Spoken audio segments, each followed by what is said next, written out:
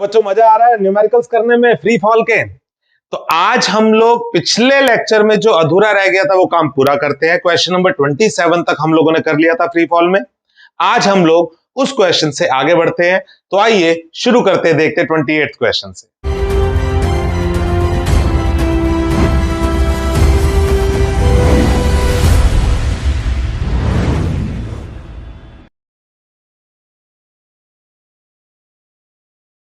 A balloon is at a height of 100 meter and is ascending upwards with a velocity of 15 meter per second. A body of 2 kilogram weight is dropped from it. If g is 10, find the time in which the body will reach the surface of earth. तो देखते हैं क्या कह रहा है बच्चों। एक balloon है हमारे पास, छोटू सा प्यारा सा एक बलून बनाने की कोशिश कर लेते हैं। ये ऊपर की तरफ जा रहा है 15 मीटर पर सेकंड की स्पीड से। ओके और जब ये 100 मीटर की हाइट पर पहुंचा उस समय इसमें से एक पैकेट जिसका वजन 2 किलोग्राम है उसको ड्रॉप कर दिया गया। तो हमसे वो पूछ रहा है बताओ कितना टाइम लगेगा इस पैकेट को ग्राउंड तक पहुंचने में। अब बड़े ध्यान से देखिएगा, जब ये बलून 15 मीटर पर सेकंड की स्पीड से ऊपर जा रहा है तो क्या आप बता सकते हैं इसके अंदर पड़ा हुआ जो ये पैकेट है ये किस स्पीड से ऊपर जा रहा होगा? इसी स्पीड से ऊपर जा रहा होगा। मतलब जिस समय हमने इस पैकेट को ड्रॉप किया उस समय क्या ये पैकेट रेस्ट पर है? क्या हम रेस्ट पर है? अगर मैं इस बलून के अंदर हूं, मैं भी 15 की स्पीड से ऊपर जा रहा हूं, ये पैकेट भी 15 की स्पीड से ऊपर जा रहा है, तो सडनली अगर मैंने इसे ड्रॉप कर दिया तो मतलब कि जब initially it's not right rest, it's moving up with velocity 15 metre per second. Let's say it's u. तो अगर इनिशियल वेलोसिटी अपवर्ड है जो मैंने प्लस में ली तो एक्सेलरेशन ऑब्वियसली मैं माइनस में लूंगा। ओके एंड डिस्टेंस जो इसे कवर करना है क्या वो 100 मीटर नहीं है नीचे तक पहुंचने का, जिसका मैं -100 रख दूंगा। क्यों? इनिशियली ये रहा, फाइनली ये रहा, तो डिस्प्लेसमेंट ये हुई। तो अगर मेरे पास ये तीनों है तो S is equal to UT plus half AT square apply करके मैं इजीली फाइंड कर सकता हूं कि कितना टाइम लगेगा इस बलून को बॉटम तक पहुंचने में। समझ आया? अगला सवाल देखते हैं और ज्यादा कॉन्सेप्ट क्लियर होंगे।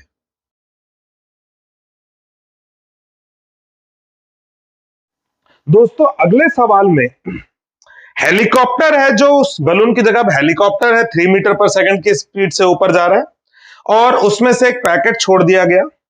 अब कह रहा है कि 3 सेकंड बाद बताओ जो पैकेट है उसकी वेलोसिटी क्या होगी छोड़ने के 3 सेकंड बाद, and how far is it below the helicopter, और कितना नीचे वो हेलीकॉप्टर से इस समय होगा। तो बड़े ध्यान से देखते हैं। मैं कलाकारी नहीं करता, इतनी अच्छी ड्राइंग नहीं है, तो हेलीकॉप्टर बनाने की कोशिश करूं क्या? चलो कर लेते हैं। चलो ऐसा कुछ ये ले बना दिया हेलीकॉप्टर, ये इसका पंखा बनाए थे, ठीक है ना, इसके पैर। इस हेलीकॉप्टर से जो ऊपर की तरफ जा रहा है 3 मीटर पर सेकंड की स्पीड से, इसमें से आपने एक पैकेट को ड्रॉप कर दिया। कह रहा है 3 सेकंड बाद बताओ वो पैकेट कहां पर होगा, और यह बताना है कि वो हेलीकॉप्टर से 3 सेकंड बाद वेलोसिटी क्या होगी एंड वो हेलीकॉप्टर से कितना दूर होगा। तो अगेन ध्यान से सोचेंगे, अगर ये हेलीकॉप्टर ऊपर की तरफ जा रहा है 3 की स्पीड से तो इसके अंदर पड़ा हुआ पैकेट भी 3 की स्पीड से ऊपर जा रहा होगा। तो मतलब जिस समय हमने पैकेट को ड्रॉप करा उसकी इनिशियल वेलोसिटी अगर मैं प्लस लेता हूं तो माइनस में एक्सेलरेशन हो जाएगा।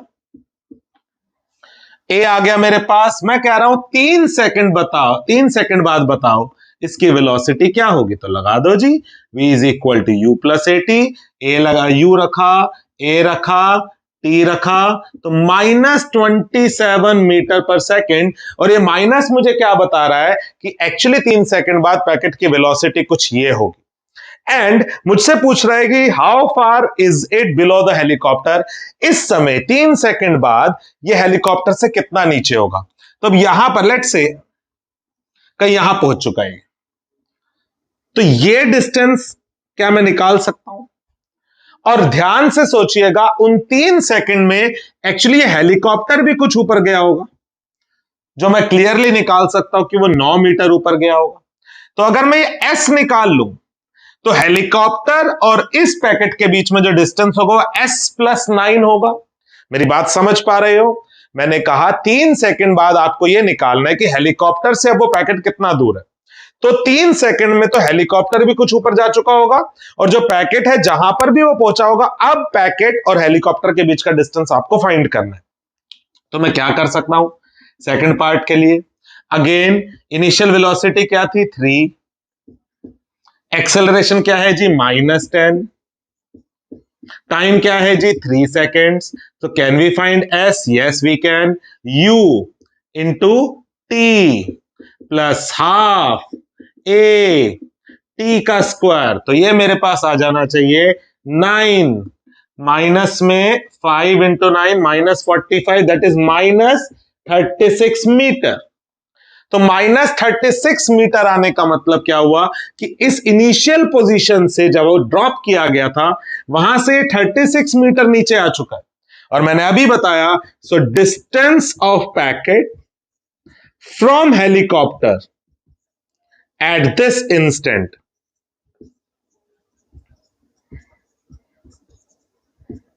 कितना होगा?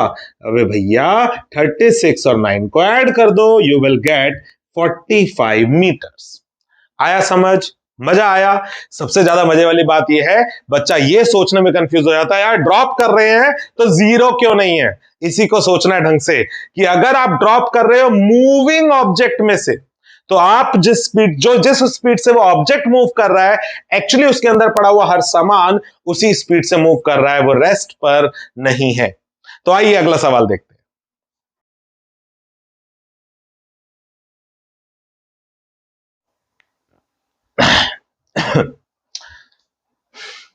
दोस्तों अगले सवाल में क्या कह रहा है? वो कह रहा है कि एक बिल्डिंग है, उससे कुछ वेलोसिटी से अगर आपने एक ऑब्जेक्ट को ऊपर फेंका तो वो t1 टाइम में नीचे पहुंच रहा है, ऐसा ही कुछ कह रहा है। फिर वो कह रहा है अगर आप उसी वेलोसिटी से उसे डाउनवर्ड थ्रो करते हो तो वो t2 वेलोसिटी से नीचे पहुंच रहा है, यही कह रहा है। Yes, and time of free fall is t। अगर आप फ्री फॉल कराते हो तो t टाइम लगता है। कह रहा है कि प्रूफ करो t is equal to √t1 t2। कैसे कर सकता हूं? तीनों केसेस को सोचते हैं। पहला केस, मान लो u वेलोसिटी से भेजा आपने ऊपर, इनिशियल वेलोसिटी हो गई लेट से +u, एक्सेलरेशन -g, टाइम क्या लगा है? t1, डिस्टेंस क्या ट्रैवल हुआ है? s, जो कि किस में रखना चाहिए मुझे? माइनस में। अगर मैंने ये प्लस रखा है इनिशियल वेलोसिटी, तो डिस्प्लेसमेंट एक्चुअली इनिशियल से फाइनल ये हुई है। तो मैं अगर अप्लाई करता हूं यहां पर s is equal to ut plus half at square, कुछ ऐसा आएगा मेरे पास। ओके, इसको संभाल के रख लेते हैं, या इसे मैं लिख सकता हूं s is equal to ut minus में प्लस में हाफ t1 स्क्वायर। चलो जी, रख लिया इसे संभाल के। दूसरे केस में जब आपने u वेलोसिटी से u नीचे फेंका है, तो इस केस में यार इनिशियल वेलोसिटी हो गई जी +u, एक्सेलरेशन ले लिया जी प्लस में g, सब कुछ u ही होने वाला है। ओके, एंड डिस्प्लेसमेंट भी प्लस में s हो गई। तो s is equal to ut plus half gt square, equation 2। And तीसरी सिचुएशन भी मैं सोच सकता हूं। तीसरी सिचुएशन में फ्री फॉल हो रहा है, मतलब ड्रॉप किया है, u 0 है। u अगर 0 है तो मेरे पास s इज इक्वल टू हो जाना चाहिए, पहले तो एक्सेलरेशन भी सोच लेता हूं, वो तो +g है, डिस्टेंस वही है, प्लस में s, सब कुछ u ही हो रहा है। तो s is equal to ut plus half gt square. I have now 3 equations, और मेरे को जो प्रूफ चाहिए उसमें मुझे s और u नहीं चाहिए, तो मैं एक एक करके इनको एलिमिनेट करने की कोशिश करता हूं। अगर मैं फर्स्ट और सेकंड इक्वेशन को इक्वेट कर दूं, व्हाट आई विल गेट?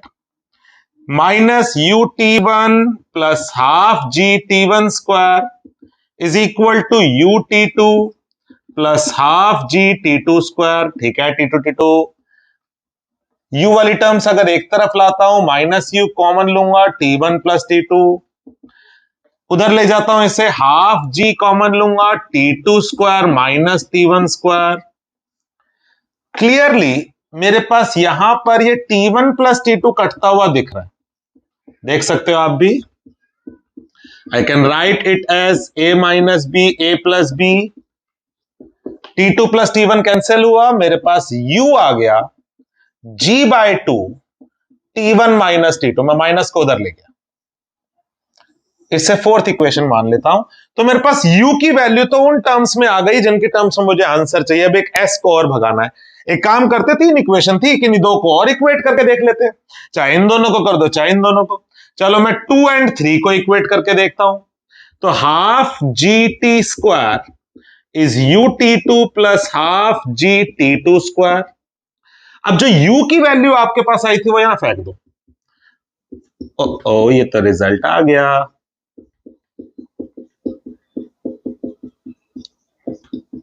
ध्यान से देखो, हाफ जी टी1 टी2 हो जाएगा,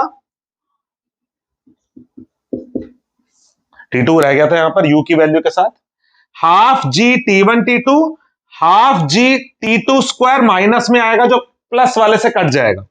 तो मेरे पास रिजल्ट आ गया half g t square is equal to half g t one t two. आगे मैं नहीं कर रहा, देख लो, हाफ जी से हाफ जी कट गया, जो रिजल्ट आपको चाहिए था वो आ गया। ओके, तो हिट एंड ट्रायल करते जाओगे, आपके पास अपने आप सोल्यूशन कहीं ना कहीं पहुंच जाएगा। कॉन्सेप्ट अप्रोच समझ में आई है। यहां पर 3 केसेस के लिए 3 इक्वेशंस बनाई एंड देन उनको सॉल्व करा। आइए अगला सवाल देखते हैं। दोस्तों अगले सवाल में कह रहे एक बॉल को टॉप ऑफ अ टावर जिसकी हाइट h मीटर है वहां से रिलीज करा और उसको t सेकेंड्स लगे नीचे तक पहुंचने में। तो कह रहा पोजीशन क्या होगी बॉल की जब टाइम t/3 रहा होगा। तो ट्राई करते हैं इस क्वेश्चन को भी। बिल्डिंग की हाइट मेरे पास h मीटर्स है, बॉल को ड्रॉप करा, नीचे तक पहुंचने में टाइम लगा t। कह रहा है जब सपोज कहीं पर जब टाइम t/3 होगा तब उसकी पोजीशन क्या होगी, you need to find this. तो पहले तो पहली कंडीशन को सोचते हैं, टी टाइम अगर नीचे तक जाने में लगा तो मैं s is equal to u t plus half A t square लिख सकता हूं। मैंने s को प्लस में लिया, u 0 था और मेरे पास एक्सेलरेशन सब कुछ यू ही हो रहा है, प्लस में रखा, पुट कर दिया, एक इक्वेशन बन गई, इसे संभाल के रख लेते हैं। सेकेंड सिचुएशन देखते हैं, मुझे फाइंड करना है जब टाइम t/3 होगा तब पोजीशन क्या होगी। Let's say x u t plus half g t/3 का स्क्वायर। तो x is half g t square by 9। Half g t square की वैल्यू h थी, आंसर आ गया h/9। तो मैं कह सकता हूं जो बॉडी है वो h/9 metre below the top of the building होगी। अगर कोई बच्चा इसको x लेता है तो h में से h/9 घटा सकता हूं मैं ये वैल्यू आने के लिए। मतलब अगर कोई इसके टर्म में आंसर देना चाहता है तो दैट विल बी 8h/9। मैं कह सकता हूं it will be, the body will be 8h/9 metre above the ground at that instant t/3। आया समझ? पक्का? आइए अगला देखते हैं फिर।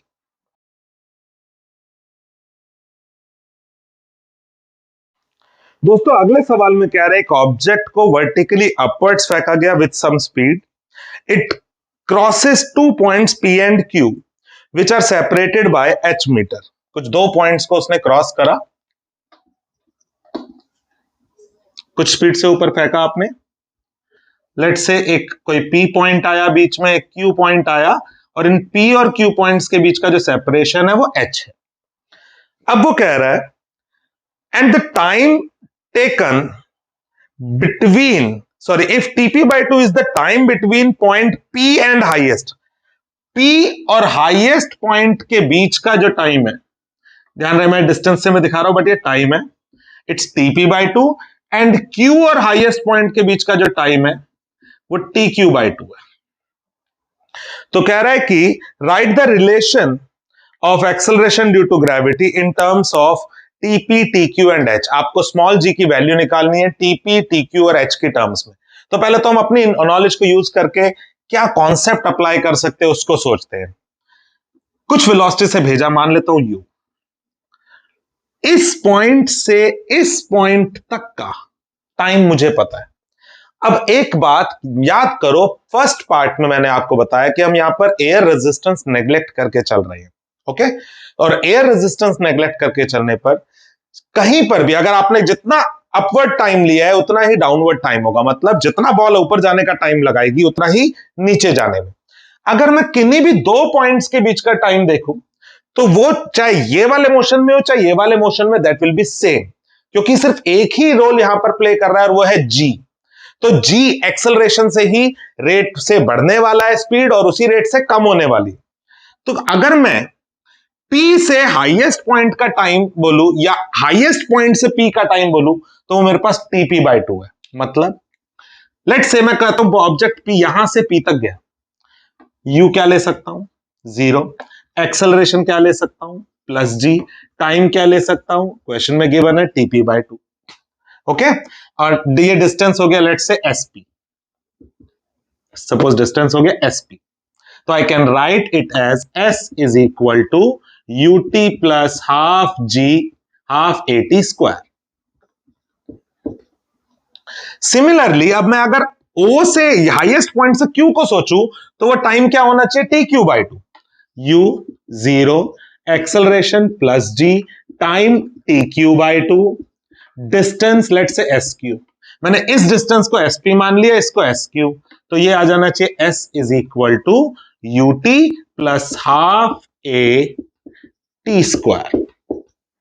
तो मेरे पास SP और SQ आ गया and clearly from question SP में से अगर मैं SQ घटा देता हूं तो मेरे पास H आ जाना चाहिए। तो SP की value is half G TP²/4 minus half G TQ²/4 is equal to H।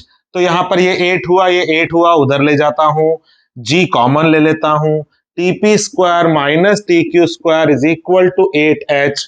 G की वैल्यू आ गई 8H upon TP² minus TQ²। कुछ आइडिया लगा? पक्का मजा आ रहा है न्यूमेरिकल्स करने में? आओ अगला देखते हैं फिर।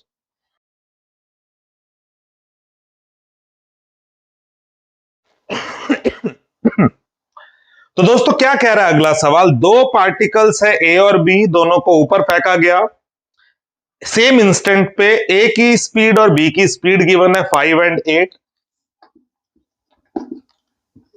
A वाले को 5 मीटर पर सेकंड की स्पीड से फेंका गया, B वाले को 8 मीटर पर सेकंड की स्पीड से फेंका गया। ठीक है जी, ऑब्वियसली कौन ज्यादा ऊपर तक गया होगा? 8 वाला, है ना।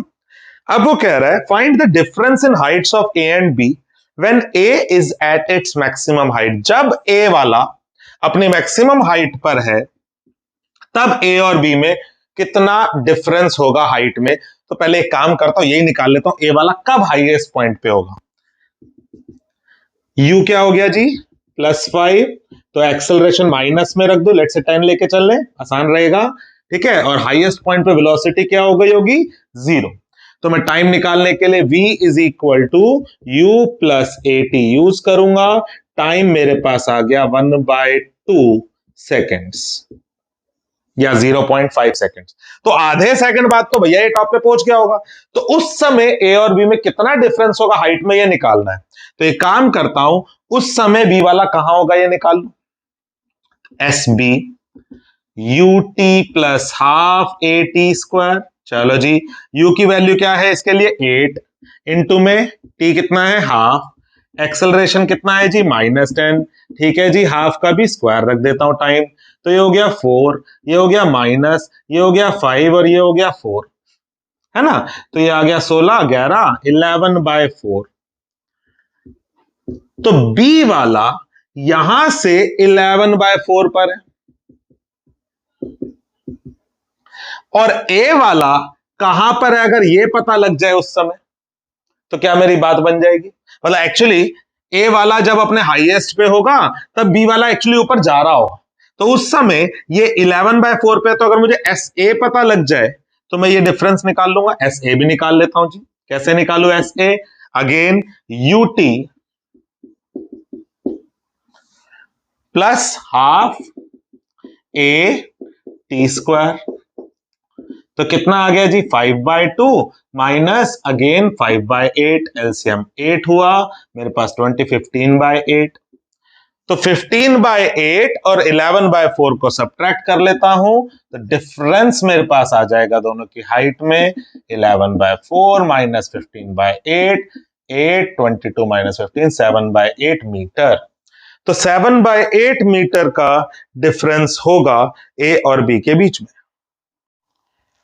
बट आंसर जो गिवन है वो 1.53 मीटर है। तो प्लीज आप एक बार चेक कर लीजिएगा, या तो मैंने यहां कैलकुलेशन में गड़बड़ करी होगी या फिर वहां पर कुछ टाइपिंग में एरर हुआ होगा। ओके, कॉन्सेप्ट इज करेक्ट, आप प्लीज चेक कर लीजिएगा।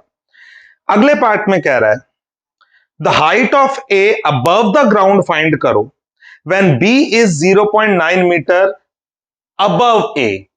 जब बी वाला ए से 0.9 मीटर ऊपर है उस समय आपको ए की हाइट फाइंड करनी है। तो एक काम करते हैं, मतलब मुझे गिवन क्या है, S B minus S A is actually 0.9 metre. S B को मैं लिख सकता हूं यूटी, उस समय की बात कर रहा हूं, u t plus half A t square. S A को मैं क्या लिख सकता हूं, यूटी यानी 5t plus half A t square is 0.9। चलो जी, इसे सिंप्लीफाई करने की कोशिश करते हैं। 8t minus 5t square minus 5t plus में 5t square is equal to 0.9। तो ये मेरे पास बन गया, ये तो कैंसिल ही हो गया, ठीक है जी, होने दो। 3t is equal to 0.9, t की वैल्यू आ गई 0.3 सेकेंड्स, यानी 0.3 सेकेंड के वक्त ऐसा हो रहा है।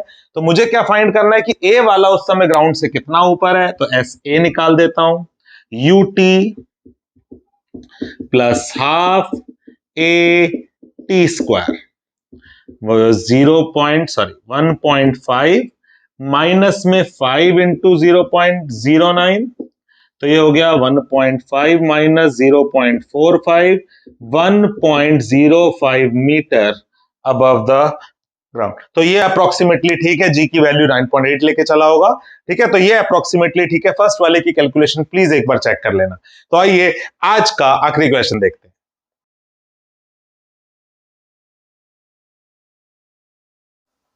दोस्तों मुझे तो बहुत मजेदार सवाल लग रहा है ये, और आपको भी बहुत मजा आने वाला है अगर समझ आ गया तो।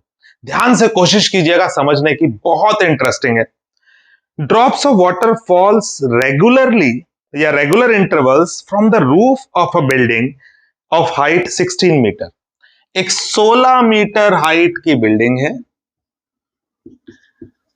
इसके टॉप से ड्रॉप्स रेगुलर इंटरवल पे गिर रही है। रेगुलर इंटरवल मतलब पहली ड्रॉप गिरी, ठीक कुछ टाइम बाद दूसरी ड्रॉप, फिर ठीक उसी टाइम बाद तीसरी ड्रॉप, इस तरीके से। कह रहा है कि the first drop strike the ground at the same instant as the fifth drop detaches itself from the roof. पहली ड्रॉप जमीन पर तब गिरी जब, जिस समय, उस इंस्टेंट पे जब पांचवी ड्रॉप जस्ट गिरना शुरू होने वाली है। तो इसको बड़े ध्यान से सोचेंगे इस लाइन को।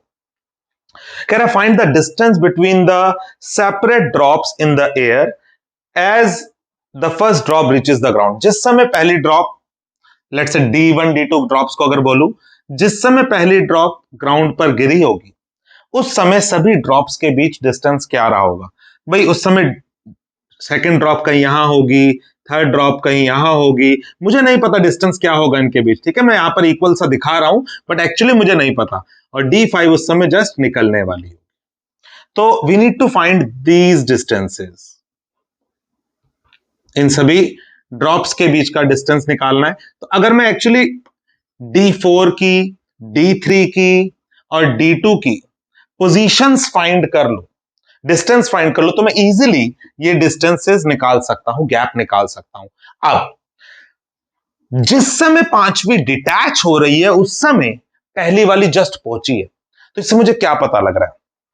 मान लो मैं कहता हूं कि हर ड्रॉप T सेकेंड्स बाद निकल रही है, तो क्या आप बता सकते हो पहली ड्रॉप छूटी, क्या आप बता सकते हो दूसरी ड्रॉप कितने टाइम बाद निकली होगी, T सेकेंड। तीसरी ड्रॉप कितने टाइम बाद निकली होगी, 2T सेकेंड। चौथी ड्रॉप कितने टाइम बाद निकली होगी, 3T सेकेंड। पांचवी ड्रॉप कितने टाइम बाद निकली होगी, 4T सेकेंड। समझ आया, नहीं आया? मैं रिपीट कर रहा हूं, ध्यान से सोचो। मान लो मैं कह रहा हूं सब में गैप है 1-1 सेकेंड का, तो पहली ड्रॉप निकली, जैसे ही निकली, जैसे ही 1 सेकेंड हुआ होगा दूसरी ड्रॉप निकली, मतलब दूसरी ड्रॉप के निकलने का टाइम क्या है, 2 सेकेंड, सॉरी 1 सेकेंड बाद। है ना। फिर उसके बाद तीसरी ड्रॉप कब निकलेगी? 2 सेकंड बाद। ध्यान रहे मैं काउंटिंग जो बोल रहा हूं उससे 1 सेकंड कम बोल रहा हूं। चौथी ड्रॉप निकली होगी 3 सेकंड बाद। पांचवी ड्रॉप निकली होगी 4 सेकंड बाद। तो अगर मैं टी टाइम मान लू, वो रेगुलर इंटरवल मान लू जिस रेगुलर इंटरवल के बाद ड्रॉप्स गिर रही है, तो मैं कह सकता हूं जब टाइम 4t होगा उस समय ये पहली ड्रॉप जमीन पर होगी और पांचवी जस्ट निकलने वाली होगी। अगर आपको ये बात नहीं समझ आए, मैं 2 बार बोल चुका हूं, वीडियो को वापस ले जाके दोबारा ध्यान से सुनो। फिर भी ना समझ आए पॉज करो, थोड़ी देर सोचो मैंने क्या बोला, आपको अपने आप पता चलेगा कि मैं क्या कहना चाह रहा हूं। नाउ तो क्या मैं कह सकता हूं इतने टाइम बाद एक्चुअली ड्रॉप जमीन पर पहुंच गई है पहली ड्रॉप? तो अगर मैं फर्स्ट ड्रॉप की बात करूं, u मेरे पास 0 है, एक्सेलरेशन लेट से मैं g लेके चल लेता हूं, अगर 10 ले लेंगे, 9.8 ले लेंगे कैलकुलेशन के अकॉर्डिंग, एंड डिस्टेंस पूरी बिल्डिंग की हाइट मुझे दे रखी है, तो ड्रॉप ने तो पूरा ट्रैवल कर लिया।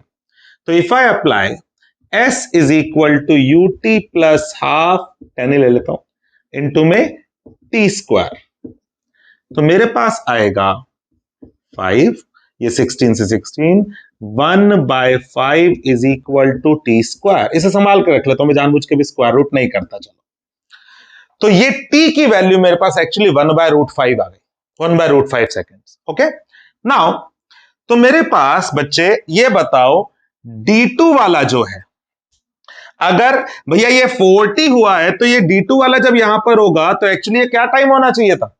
3t, 2t, 1t। क्या मैं निकाल सकता हूं सेकंड ड्रॉप के लिए? यानी ये तो मेरे पास, अब पहले एक काम करते हैं, S2 निकाल लेते हैं। S2 मतलब ये सेकंड ड्रॉप का distance, this is S3, this is S4। चलो S2 कैसे निकालू? ut plus half a t square, and second drop के लिए टाइम क्या होना चाहिए? 3t। तो ये क्या बन जाएगा बच्चे? 9/2 gt square, and t square की वैल्यू इज 1/5, तो आई विल गेट g की जगह 10 रख देता हूं, तो 5 से 5 कैंसिल हो जाएगा, 9 मीटर। तो S2 वाला 9 मीटर पे है। S3 निकाल लेता हूं, S3 के लिए टाइम क्या होगा इस समय? 2t। सब में एक एक सेकंड, एक एक t कम करता जा रहा हूं, तो 2t रखूंगा तो 0 ut प्लस हाफ, g की जगह 10 रख के चल लेता हूं, इनटू में 2t का स्क्वायर, क्या आ जाएगा जी? 5 हुआ मेरे पास, 5 इंटू में 4 इंटू में 1/5, टी स्क्वायर की value 4 metre. Similarly I can find S4। S4 कैसे निकालू? 0 plus half a t square, क्योंकि इसको तो एक ही t हुआ होगा अभी तक, तो ये मेरे पास बन गया 5, 1/5, 1 मीटर। तो डिस्टेंस सेपरेशन कितना हुआ? 16 माइनस 9, 7 मीटर का गैप है। 9 माइनस 4, 5 मीटर का गैप है ना? सही कर रहा हूं? सही सोच रहा हूं मैं? S2 की वैल्यू मेरे पास थी 9, S3 की वैल्यू मेरे पास आई है 4, S4 की वैल्यू तो मैंने निकाल ही दी है 1, S4 1 है, and this is 4 minus 1, 3 metre. समझ आया? मजा आया इस न्यूमेरिकल को देखकर? मुझे बहुत मजा आया ये पढ़ाने में, तो इसको दोबारा एक बार ध्यान से देख लो। मैंने क्या करा, हर ड्रॉप का मान लिया ठीक t सेकंड्स बाद दूसरी ड्रॉप निकलने वाली है, तो मैंने सोचा जब पांचवी ड्रॉप निकलने वाली होगी जस्ट, तो उस समय टाइम 40 होगा। ड्रॉप छूटी पहली, ठीक t सेकंड बाद दूसरी आई, ठीक t सेकंड मतलब 2t सेकंड बाद तीसरी ड्रॉप, पहले निकली t सेकंड बाद दूसरी, ठीक है, दूसरी निकलने के बाद तीसरी कब निकलेगी? 2t सेकंड्स बाद, फिर चौथी कब निकलेगी? 3t सेकंड्स बाद, फिर पांचवी कब निकलेगी? 4t सेकंड्स बाद। तो पांचवी जब निकल रही है तब टाइम 40 है, और उस समय ग्राउंड पर पहुंच चुकी है पहली ड्रॉप और पांचवी निकल रही है। ये तो सिचुएशन यहां पर दे रखी थी, एग्जाम में कुछ भी सिचुएशन आ सकती है। आई होप आप लोगों को ये फंडा समझ आया हो, और अगर आपको समझ आया है, मजा आया है, कमेंट में ओपी कर देना बढ़िया से, सब्सक्राइब कर देना चैनल को, लाइक कर देना, शेयर कर देना, एंड अगर कोई भी डाउट्स है आप कमेंट सेक्शन में मुझसे जरूर पूछिए। और आप लोग अपने कमेंट सेक्शन का यूज करिए, आप लिए जो सवाल है, कुछ और भी है कहीं के, इसी पर्टिकुलर टॉपिक से रिलेटेड आप कुछ और कहीं सवाल पूछना चाहते हैं, आप कमेंट कीजिए। मैं अलग से एक वीडियो बनाऊंगा जहां पर मैं क्वेश्चन एंड आंसर्स जो भी होंगे आपके Q&A सेशन एक रख दूंगा, जिसमें मैं इन पर्टिकुलर क्वेश्चंस के आपको जवाब दूंगा। तो मिलते हैं नेक्स्ट लेक्चर में। हम लोग यूनिफॉर्मली एक्सेलरेटेड मोशन को आगे बढ़ाएंगे, एक लाइव सेशन करेंगे न्यूमेरिकल का, ग्राफ से बेस्ड, और ग्राफ पे बच्चे जनरली घबराते हैं। तो मिलते हैं नेक्स्ट लेक्चर में। Love you all.